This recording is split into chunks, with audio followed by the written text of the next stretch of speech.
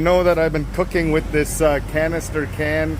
If you look at one of my previous videos, there's the can that I had. This is the can I'm exchanging for full. How much is it? 1,500 real for that. 1,500 real is $1.50. 1,500 real? No, it's not. It's 1,500 real is like 35 cents. Because $1 is 4,000 real. Wow, I'm stuck here. So 25 cents plus 37.5 cents.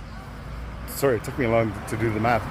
So 37.5 cents for that full canister, and that lasts me probably about, I want to say 1 week.